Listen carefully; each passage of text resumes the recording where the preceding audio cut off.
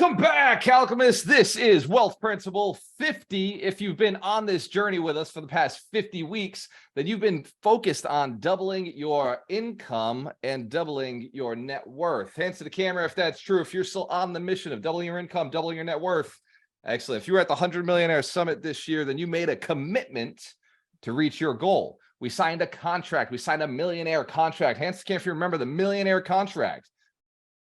In that contract, you made a commitment that you would do whatever it took, no matter what happened, as long as it was moral, ethical, and legal. Hence, if we still agree, we've got to follow those rules, moral, ethical, and legal. Excellent. If not, you can just jump off the call because we're not interested in doing business with slouches or people who've got to try to take shortcuts to get to the top. Now, this principle, millionaire principle number 50, is named Never Give Up. Who here, by show of hands, has had a moment where you thought, maybe I'm going to give up? Maybe today is the day that I stopped going after my dreams. That's not uncommon. And unfortunately, there's a lot of people who actually believe that maybe their dreams are not possible because it got a little bit hard. Who knows some of those people? They've just kind of given up. Maybe they're a little out of shape, or they don't have the money they deserve, or their relationships kind of suck. Those people are experiencing something that is avoidable. But unfortunately, the desire to give up comes to us almost continuously as entrepreneurs. Elon Musk, who I'll talk about a little bit later, has this saying. It is being in business is like chewing glass and staring at the abyss. But in the chewing glass part there's a lot of things that kind of suck that you have to do in business in order to be successful, like talking to people, going and getting uncomfortable, getting out of your comfort zone, negotiating for things that you've never negotiated before. Who here's had to do negotiations and they weren't sure what to even say, like what to ask for, what the context would be. This principle, number 50, comes at a time where we've already taken down 49 other principles, like think a million, go after a business that can make a million. If a business can't make a million, don't even think about it. The 4 streams of income: flow, profit, equity. There's what is the other one? Active income. There's components to this. Wealth Principle 33. Who remembers Wealth Principle 33? It's the one that says you build your business to sell your business and get rich. Emotionally, that's a lie to a lot of business owners. They're like, no, you build your business to cash flow. Not true. You build your business to solve a problem, and then you sell your business, and that's where you get rich. When you sell the business, you make the most money. Who here knows that you're destined to make a lot of money? Who here knows for sure that it's part of your destiny, not somebody else's? Excellent. So let's dive into Wealth Principle 50. Wealth Principle 50, again, is never give up. This is designed to keep you moving forward. But before we move forward, we must acknowledge the things that are holding us back. And there are 5 common failures or 5 common mindsets that hit a person when they're starting to get out there. The first one is, this is a thought, and these 5 thoughts are dangerous for entrepreneurs who are looking to get to the next level. First one is, this is harder than I thought it would be. Has anybody faced that? Drop yes in the chat or put your hand up to the camera. This is a common thought. And the next one is not so uncommon either. Why is this taking so long? Hands to camera if you felt that, or drop in the chat. Yes, if you felt that experience. Why is this taking so long? Right? The next one. I'm getting nowhere with this. All right, who's felt I'm getting nowhere in this project? I see Jay LeBlanc saying the same thing, right? Like this is not easy, right? Next, I keep failing at this goal. Who here's failed at their goal more times than they can count, more times than they'd like to admit? Absolutely. So drop yes in the chat if you ever experience these, and I got a solution for how to get around these mindsets. And the 5th one, this is another very common, very dangerous one. I can't do this. What was I thinking? This is where the entrepreneur rethinks their its reasons or their desire to go after a goal that seemed impossible. Who here's got a big goal?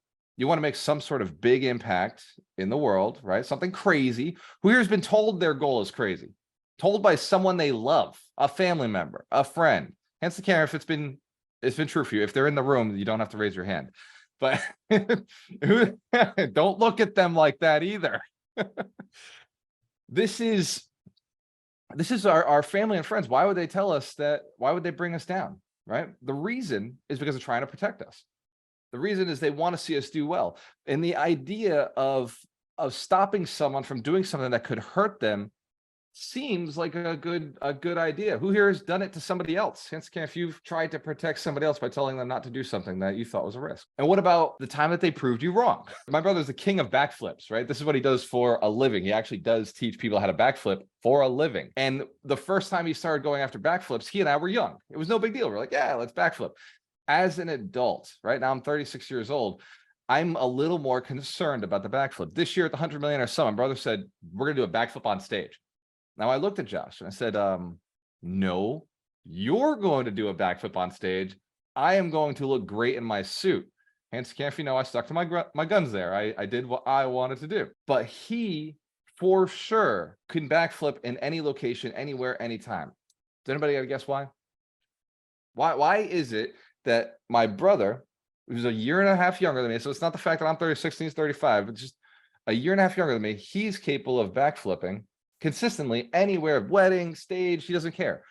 But for me, I would have to spend some time to go and develop that skill. I see some in the chat, passion, belief and practice. It is absolutely belief, it's absolutely practice. He's passionate about what he does. Consistency, yes, absolutely. These are some of the components that give you faith, that give you the belief that it's possible. When you're practicing, when you're doing something repetitively, when you've got the ability, then you've proven it over and over and over, then you can do it in other places. Who here practices in front of the mirror sometimes? Some of the things you're going to say, or who dances in front of the mirror? Anybody do that? Do some of those moves. That creates a confidence, right? That creates a little bit of a confidence. Those small little steps. So these 5 common thoughts, we're gonna shift over to someone who's also had them. And I think it's really important to look at people who are bigger than you, right? People who have done more than you. And this is probably the most influential, most loved billionaire on the planet right now. And I know that there's people who hate, like there's, people who do not like Elon Musk, right? For sure. Hence, if you know, there's always going to be a hater, no matter what you do. No, even if you solve energy problems on the planet, someone's going to hate the fact that we're not using gasoline, or the fact that you smoked marijuana on Joe Rogan's show. There's always going to be, or you bought Twitter, right? There's always going to be somebody who's mad about the things that you do. Hands to the camera if you understand. That's true. There's always going to be somebody who says it's not possible. I was talking to Ron yesterday, and we were talking about big goals, big things that we want to do with Alchemist Nation to really serve and like change the planet. And by the way, we have that conversation and have had that conversation for 4 years. Who here's mentioned that you'd like to change something on the planet, like to ding the universe or do something big? Ron and I have been talking about it for 4 years. We have yet to do something really big. We've done some cool things. We've had some really good impact in people's lives, but we've yet to physically manifest something at a huge scale that's nationwide or global. And yet Elon Musk is going after Mars, right? Who here knows that's what he's going after, Mars? And yet, this is why it's so important. He has not even come close to Mars. It's been a decade. It's been more than a decade since SpaceX has existed, and they have not even come close to Mars. Hands care if you understand. They have not even left low Earth orbit. They have not left the gravitational force of our planet. I mean, they've gotten just a little bit where it's like really, really light, but if you leave a ship out in low Earth orbit long enough, it will fall to the planet. 10 years of saying, I'm going to Mars. 10 years of little incremental gains, right? They celebrate the explosion of a rocket. All right, hands to the camera if you followed this journey, and yet in your own life, when a rocket blows up, one of your expensive assets blows up, when a business you started dies, or something that you thought was going to be the one dies or doesn't work, you give up or think some of these thoughts like, I can't do it. Like, oh yeah, you're right. This doesn't work. Hands to camera if you recognize Tesla didn't make a profit for 17 years. 17 years of losing money, he stayed in it. But you're afraid of 17 minutes of rejection. You're afraid of 17 days of nobody saying yes to you, right? Afraid of 17 weeks of hard work and not making money. Who here understands business is not easy, right? Like I said, Elon has a saying. He says it's like chewing glass and staring at the abyss. The chewing glass part, I talked about it earlier, is to make the phone calls, borrow the money, right? Ask for the investment, reach out to the seller, negotiate the deal, ask for seller financing, ask for private money, go to 100 different banks when the first bank says no. By the way, every single bank has said no to me on some loan at some point. But then I always find a bank that says yes. My best deal ever, Ron and I, our best deal ever. We bought 24 units for $840,000. Those units today are worth almost $4 million, but we sold a few of them. So we look at the portfolio, and now it's worth about $3 million, but we sold 5 or 6 of those condos. Those condos, when we first started selling them, were worth $100,000 the day we closed, $100,000. Every bank that we went to said no.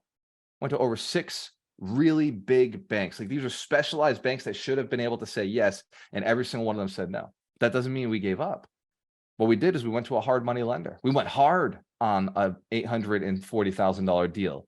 We went and paid 12% and 2 points on a nearly $900,000 deal. And then we went and we raised $300,000 from private investors at another 12% interest.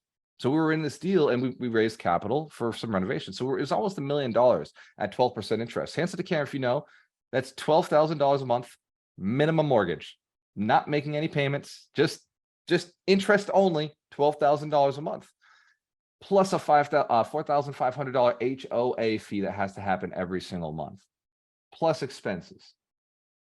This building cost us almost $22,000 a month every single month that we owned it under those conditions. Not easy. You know, it was difficult. It was emotional, right? It was scary, right? Who here has gone through some fear during your business, been afraid of taking on deals, been afraid of doing things? And it for 14 months, we were supposed to be able to refinance right away, but then COVID hit. COVID, this crazy thing that we could never have planned for, stops all banks from doing any form of refinances, any form of lending. Our goal was to be in that hard money for 3 to 6 months and refinance and get out into nice, beautiful 4 or 5% interest rates. That didn't work. 14 months of spending $22,000 a month on a portfolio that was bringing in $16,000 because we were still raising rents. I just can't recognize we were bleeding out money for 14 months, like bleeding out on a beautiful portfolio. This is why Ron coined the phrase, we're in a tight spot, but we're in a great position. He's like, it's a great position. We'll go through. He tells me this all the time. It's a great position. It's a great position. But man, it's a tight spot. We're on the knife's edge with our business. At any point, something could go wrong. And so we'd sell a condo, and a condo would then go and put $100,000 back in our bank account, and it'd buy us out another 6 months. And then we'd sell another condo, and it'd buy us another 6 months. And we sell another condo and buy us another 6 months until we get to the refinance. When we finally got to the refinance, Ron and I sat down and said, for the first time in 14 months, he shifted his tune. He said, Walter, we're in a great spot and a great position. How's it feel? And the truth is, it feels about the same. On the scary side of things and on the great side of things, not much changes on the day-to-day. Hence, Cam, if you've seen that in your life also. Even after I win big, you know, we've got a deal right now where we're looking at seller financing $1 million at 8%. So that's 80 grand a year, passive income coming in no matter what, and taking home another $2.2 million that we're going to invest in some other assets that will bring us very strong passive income every month. And not much of my life has changed, except I've got a little bit more confidence on what's possible. But we're still going after a ridiculous goal. We're still going after this idea of financial freedom for a country, for a large group of people, for, you know, all realtors. We want to see all realtors work with investors, 10,000 realtors, right? The goal is 10,000 realtors working with investors. We've only got 1,800 members in Alchemist Nation. It seems insane to us. It seems impossible to us. We may get it done in a year. It may take 2 years, it may take 10 years. Your goal is still worth going after. Elon has not hit Mars. It's been 10 years, more than 10 years. So if he hasn't hit Mars, but he's still focused on it, what about your goal? There's 6 strong ones that really help. The first one is I persist when things get tough. Acknowledge that is the truth, right? You're an alchemist. Alchemists transform themselves so that they can work at a higher level, a higher plane of existence. So transforming yourself out of pain and strife and shifting yourself into a state of bliss, enjoyment, taking yourself out of competition into creation. Hence, if you recognize it's a lot easier when everybody else wants to help you win, when everybody else wants to see you do well. So in order to get others to want to see you do well, you've got to want to see yourself do well. You got to want them to do well. So persist when things get tough. Just a statement that you state to yourself. The other one is, I will either find a way or I will make one. Currently, there is no way for humans to get to Mars. So Elon had to go the other route. He's forcing the universe to create a way to get to Mars. The third one is, every problem has a solution. This is a very powerful awareness that you must maintain. Every problem has a solution, and I have the perfect ability to find it. You do. There's something I read from Andrew Carnegie. He wrote it on his office. On the top of Andrew Carnegie's wall, right at the top part, he had words and phrases that would go all around the office. One of them that stuck with me is, all nobility is within. And what he meant is the answers to noble life are within you. You've heard that you gotta keep going. You gotta believe in yourself, right? Don't listen to the naysayers, right? Avoid negative people. Just, focus on small micro actions. Stick to what you've seen works for you in the past. And yet, for some reason, we forget. We always seem to forget, which is why we come back together once a week and we get ourselves motivated and get ourselves into the right state. You've been pushing for a year, 50 weeks. I mean, we have 2 weeks left before we start over again. You've been pushing for a year. It's easy to forget that you've made progress. So write it down. Every time a problem comes up, a challenge comes up, remember the answer is already within. You have the ability to find it. The next one. Every day, I gain more knowledge and insight about what works and what doesn't work, which means I'm getting stronger and wiser. Hence, again, if that's true, you don't even have to I like that affirmation. That's not a positive affirmation. That's some real shit. Right? In this community, I see you actively doing it. I see you actively learning, actively taking ground, actively sharing your knowledge with others. So I even know what you're learning, because I've seen you share your posts on Alchemist Nation. I've seen you respond back to other people and give people opportunities. I can actually see the progress. So I know for sure this is happening. Another reality: setbacks are temporary. In fact, everything's temporary. Pleasure is temporary. Happiness, joy, everything is temporary. So if the good things are temporary, why not the bad things? Just remember, setbacks are temporary. They're not here forever. And adopt Ron's phrase. You got 2 phrases that I really like that motivate me when we're in some tight spots. And that first one I shared with you already. It's, we're in a good position. It's a tight spot. And the other one is, we'll do better next time. That's some crazy shit, isn't it? And when something's going wrong, I'm getting pissed. I'm like, man, this never should have happened. We should have done this. We should have done this. Who was paying attention to that? He just looks at me and he's like, Walter, you're right. We messed up. We'll do better next time. And it gets the mind thinking about next time. You're right. This can't be fixed. What could we do to prevent it next time? What can we put in place so the next time an opportunity like this comes along, we seize the opportunity? Right? It's a deal that fell apart for us at the beginning of last year, an $8 million deal. We were going to make $4 million profit on this. And the deal fell apart. And almost immediately, Ron was like, well, I'm glad that one's done. Makes room for a better deal. And I just can't, if you'd love a partner like that in your life, who's just, I'm glad that's done. Allows us to focus on the important thing. Allows us to focus on the one thing right now. The one thing, if you don't have a deal, by the way, is getting a deal. If your deal falls apart, your next one thing is go get the next deal. So self-fulfilling prophecy. And the last one is, I will find a way through this. There's nothing in this world that you can't find a way through. You've got proof. You can look back at the past and see who you are today, and look back at the past to get to where you are. You had to go through some stuff that looked impossible, that seemed unsurmountable, that seemed like it might be the one thing that takes you out. True or true? Answer the camera if you've been through some shit, some stuff that's like, this should have killed me. This should have taken me out of the game. This should have made me realize I don't belong real estate investing, or I don't belong rich, or passive income's impossible, or there's no way I'll ever be a millionaire, or I could never get abs, or I could never find that spouse, my perfect partner, right? Who's thought all these things at some point, right? All of these things. I can never leave this job. I need this job for the rest of my life. I can never get out of this relationship. Who's been in those shitty relationships? You thought they were going to be there forever. How do I get out? There's freedom when you decide and you go after it. Never give up. All right, so we got some steps. Who likes the idea of doing some exercise together? We do some exercise, do some steps. All right, the reason we do these is because just like every other wealth principle, I want you to take something, build an asset. I'm not a fan of cutting the grass. I pay people to cut the grass, but I absolutely love telling people how I want my grass cut, because now I get my grass cut exactly the way I want. That's called an asset. That's a framework that once it's done, I hire the person. Once it's done like that for the rest of my life. I never have to touch it again. And if you understand, we build assets, right? So every week we build an asset that we implement in our business, implement in our lives, so that we can keep moving forward towards doubling our income, doubling our net worth. That's the intention. And if you don't like making money, you wouldn't be here this long on the call. We are here to increase income, right? Don't tell me, like, I know in this room, but everybody outside of this room, everybody outside of Alchemist Nation, right? Don't tell me money's not important. I don't give a shit how shitty your life is. Go be broke. That's fine. Like, enjoy your not having money thing. But if you like to go to fancy restaurants, if you like to be able to pay for high-end food, right? High class food that goes into your body and nourishes you and treats you well. If you want to be able to spend all the time with your family, right? And people tell me, oh, family's more important than money. Try to have both, right? Why don't we go after both? Why don't we have all the money so we can spend all the time with our family?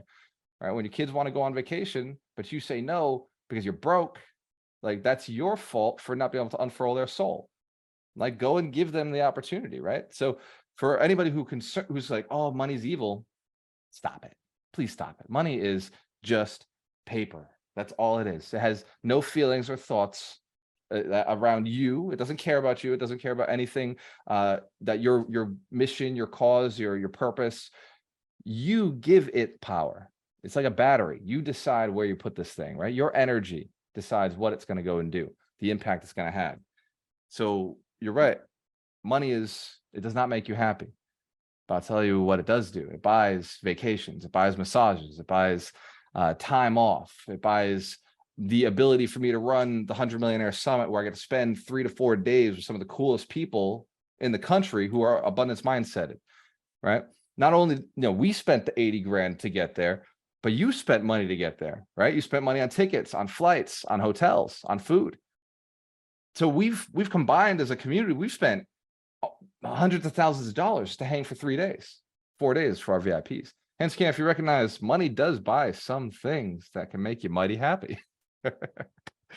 Absolutely. All right, so let's dive into the steps for never giving up, or as the book is coming out, stick-to-itiveness. By the way, when I say the book is coming out, I mean like sometime in 2024, I will finally go and start writing stick-to-itiveness. I think I've still got to convince myself of it a little bit. Hence, Karen, if you're still working on projects that aren't ready to be released yet, absolutely.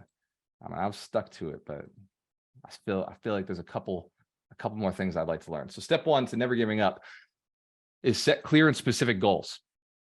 One of the reasons people give up is they don't know where they're going. One of the reasons people don't have what they want is because they don't know what they want. You must define clearly that this is a thing worth going towards, not just clearly define what you want, but also a reason to go after it for when the dark hour comes. For when that evil cloud hits your brain and says, you don't belong doing this. You're not the one. Somebody else could do it for you. Look at them. They're so much better. They're more aligned to do this.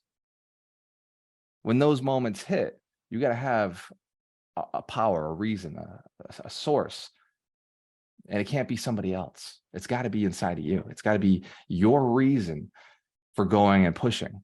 So set a clear goal, specific, but also attach a purpose to it. Attach a reason why that goal is important. Number 2, develop a plan to achieve those goals. The plan doesn't have to be perfect, it just has to exist. It's got to have a step 1, step 2, step 3. Hence, if you understand, that's a plan. It doesn't have to be the perfect plan. It's got to be something you can enact today and get started on.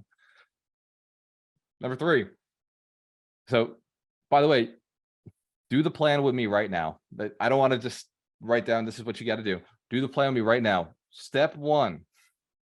How do you get what you want?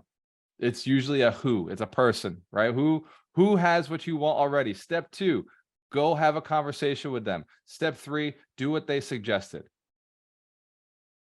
And Scan, if you understand this plan, right? If you're at the very beginning of your goal, step 1, find who has it. Step 2, have a conversation with them. Ask them how they got there. Step 3, ask them, well, 2, ask them what to do. Then step 3, go and do whatever they said. And Scan, if you understand the instructions for developing a plan. Awesome. Smart people. Step 3. All right. Stay focused and maintain motivation. There are key steps to maintaining motivation. 1, your goal should be written where you can see it every single day. So put your goal, write that goal that you wrote down and put it somewhere like on your monitor, on your cell phone, or your background on your cell phone. Make sure it's visible where you can see it every day.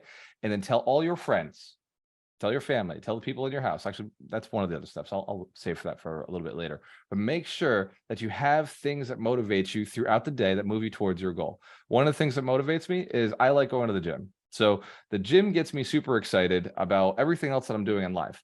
So I point to myself, if I can wake up before 7 or 8, I get to go to the gym. If I wake up late, I don't get to go to the gym. So it makes me go to bed earlier.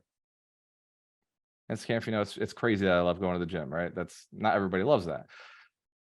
That took me 6 months to decide that I love it. It took me 6 months to decide I love being in the gym. I love pushing my body. I love the weight, right? The tension, right? We were talking about tension last night. I personally love the tension. I'm addicted to it now. And when I don't have that resistance in my life, I go and I create it in other spaces. Who here's created resistance in their life in spaces that aren't so healthy? Maybe in relationships, maybe a resistance to money, maybe pushed the money away and you created tension around this, or tension around your loved ones, or tension around business relationships. So I know I'm a person of tension. So if I don't let it out somewhere else, it will manifest in my success in my life. Hence, can't be guilty of that. Reckon that you achievers recognize it. The drivers, the people who really push hard, recognize that you may need a place to let go of some of that. So number 4, stay positive and maintain a growth mindset. Those affirmations we gave you earlier, the Alchemist affirmations, if you don't have these, right? The Alchemist affirmations, the manifesto, these will help you maintain a positive mindset, because these are a framework that Doug McGurk put together that embody what it takes to be a happy person, a happy and successful person. Hence, if you know, happiness is part of the game, right? Getting rich and happy is the point, not rich and miserable. Who's heard of that before? Rich and miserable. That's for stupid people, right? Stupid people who don't think about the future and don't think about themselves or the people they love, like set the goal of rich and miserable. And how do you set the goal of rich and miserable? You don't set the goal of rich and happy. That's it. The only way you could end up rich and miserable is if you don't aim at rich and joyful, rich and happy. Hence, if you understand, it would be a mistake to do that. But to focus on being positive, focus on the abundance and the joy that you're moving towards is a very good, clever idea. Associate all of your money goals with something positive, with a high five, with a hug, with a kiss, right? With a trip you get to take your kids on, with an impact. For me, I like to develop things on our websites. So I know like the next big thing I want to do is an app for Alchemist Nation. It costs 50 grand to build the app. So my next big thing, I'm like, okay, like when I go and I make this 100,000, I get to put 50 into the app. Does that make sense? Or you got to have something, whatever your thing is, whatever you're building, you got to have something that gets you excited. Step 5, learn from your failures and setbacks. Learn from failures and setbacks. The first time I did a live event that I charged for, I had 40 people show up. I was impressed. I was like, this is amazing. I'm the king of live events. I invite a bunch of people, 40 people come in. This is fantastic. I'm going to do this and make a living. The next time I invited the same amount of people. I did the same work. And I also made the mistake of inviting the same exact people to the same exact event where I wasn't going to change anything. I was going to teach the same exact principles and lesson. And what happened was 11 people showed up. But I've rented a bigger room. I spent more money. Hence, if you recognize that, felt like a failure. There was a setback, right? This was 2018. Ron and I were still just, figuring this thing out. We didn't know how to do live events and teach and coach. And we thought this was going to be our big business. We're going to go out and we're going to be educators and teach the world how to become millionaires. And after that lesson, we realized maybe we don't understand something about this. And we went back to the drawing board and we went out and we reached out to coaches and mentors and speakers and other trainers. And we said, what did we do wrong? And what they told us was, your first event is always bigger if you've been talking about it for a long time, built a community, and people are excited. Your next event, that's where you identify how good a marketer you are. If you can get outside of your family and friends and community you've built over time. That next event is where you define, do you grow your community or are you staying the same size? Hence, Cameron, if you recognize, if you're not growing, you're dying. It's the truth. So our first big event post-COVID was 18 people. We did Mission to Millions. We charged $5,000. 18 people came to Mission to Millions. Our second event post-COVID was the 100 Millionaire Summit. Brought 100 people into the room, which was cool, right? Hence, Cameron, if you're at the original 100 Millionaire Summit, 2021. We got Yulia in here. She was wearing the shirt yesterday. And this year, 2022, we put 200 people in the room. 200 people in the room, 50 of which were millionaires. 24 of those millionaires we had personally built, or they become multimillionaires within Alchemist Nation. So let's give our millionaires a big round of applause. It's cool. They received awards, right? They got their millionaire awards. So we didn't know, when we started in 2018, we didn't know how terrible we were at the game. We were so full of piss and vinegar and we thought we could do anything. And then we discovered that although we can, and that is true, we were not equipped to get there at that time. This year, we're aiming for 400 or 500 people to be in the 100 Millionaires Summit. And there's a good chance we'll hit 1,000 because we've got a community of people who are just as motivated to fill the room as we are. Hands to the camera if you know, the people around you are the reason you're going to be successful. The people you surround yourself with, the people you give opportunity to, they're the reason you're going to succeed. Learn from your failures and setbacks. So write down one right now that you can learn from. Something that recently happened that maybe it blindsided you, or go a little further back. Maybe something too recent is too soon. It's not easy to see the wins. Go a little further back to something that totally fucked you up, but you learned and you never made that mistake again. Write that down. It's very important to document your process. Step number 6, seek out and support accountability. Seek out support and find accountability. This is non-negotiable. If you really want to take it to the top, if you really want to get big, if you want to go somewhere, if you want that lifestyle, we talked about on Be the Bank yesterday. If you want passive income, somebody else must be supporting your passive income. Somebody else's goal or mission or project or investment or strategy must be supporting your passive income. When Ron and I invest our money into other people's deals, it's their responsibility to do the work. It's our responsibility to make sure the money is there when it's time to make that investment. We've done our job. Everything else is on the operator.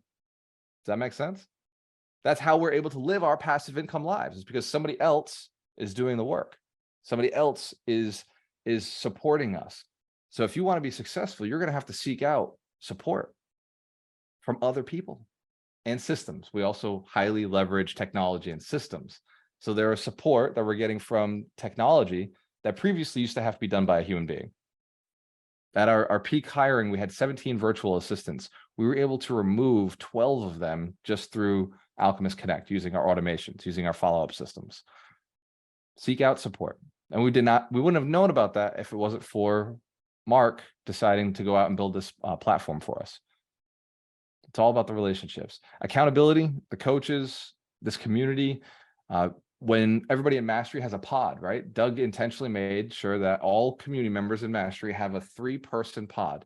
Some have 4, but there's a 3-person pod, and that is designed to be a group of people who may have different ideas, different businesses, but keeping each other accountable towards each other's goals, because they're outside of their intention, right? When your goal is like with your spouse or with your partner, it sometimes is a little bit too close. Getting somebody else to just objectively look at it from the outside makes it a lot easier. Who's felt that before? It's easier to solve other people's problems, right? A lot harder when they're your problems. So sometimes you need to go outside of yourself, seek out support, seek out some accountability. Number 7, Stay resilient and adaptable in the face of obstacles. Who here's done one of those Tough Mudders or Spartan races? Anybody done one of those? Excellent. All right. So we've got a few badass people in the community. When you get to an obstacle, right? I remember doing this with my brother. I did the Tough Mudder, and whenever we get to an obstacle, I would get excited. Right? I'd be like, "Oh my God, finally an obstacle!" Right? And then there were people on the side of me. They'd get to the obstacle, and they'd be like, "Oh my God, here's another one, another obstacle. Shoot, I don't know what I'm gonna do. I don't know if I can get over this. This is a big one." And the reason we had different mindsets is because we had different abilities. See, I still had a struggle, but my problem started after I got off the obstacle. I'm not good at running. Cardio is not my thing. So the long stretches of boring time between obstacles, my mind was like, why the fuck are you running again? I hate running. Why are you running? Hence, you ever been like that during the long stretches, right? Of your business, of the boring stuff, just show up again, show up again, show up again, do the same thing, have the same conversation, not see a lot of success, just, boring, just running flat, straight. But then you get to the obstacle and you're like, this is what I'm built for. Negotiations. Let's close. Let's do it. Right. Like the things that scare other people in this community sometimes are the things that get us most excited.